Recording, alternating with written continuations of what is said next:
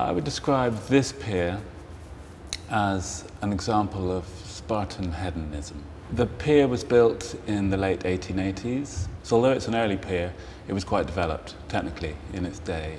At the point when Hastings White Rock and Pier Trust felt they had to save the pier, it had become a shanty town of commercialism and abandoned.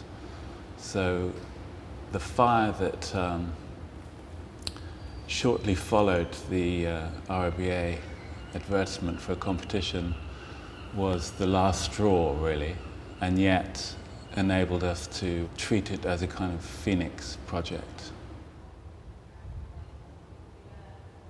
The expectation for some kind of iconic building on the end of it to make it a destination was, we thought, going to be off target. One couldn't make a building without declaring it a fixed use and therefore unable to accommodate a whole range of other uses. So it seemed conceptually right to have nothing as opposed to something, in favour of something being able to happen rather than be prescribed. If you can bring a huge pop concert or a big market, then they will bring their own furniture and their own buildings.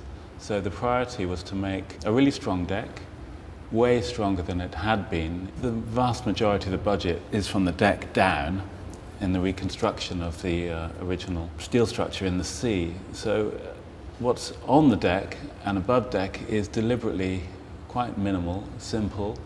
These small elements that we have created on the pier are a rearranging of the old material of the old pier.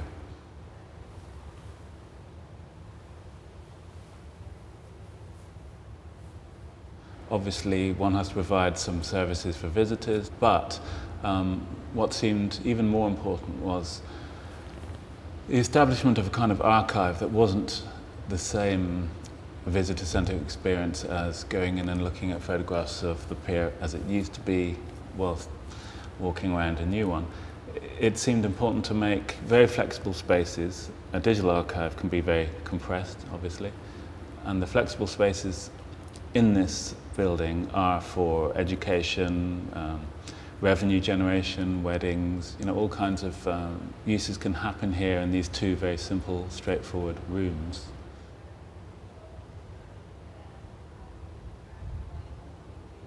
I'm also particularly happy that it meets the conceptual basis of a service platform, which was a Cedric Price-inspired idea, a well-serviced service rather than a building. You don't necessarily need a building.